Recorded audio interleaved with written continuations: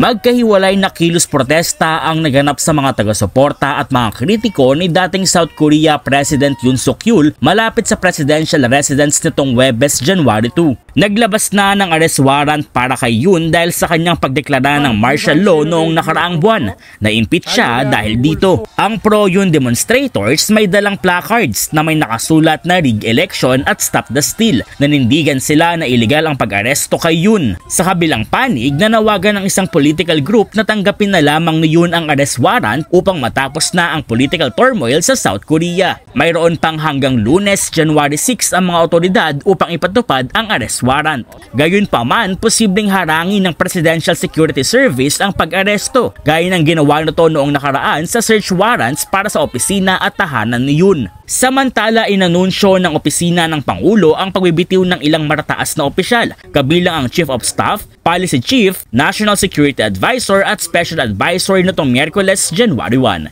Para sa iba pang content, mag-follow sa lahat ng social media pages ng News 5.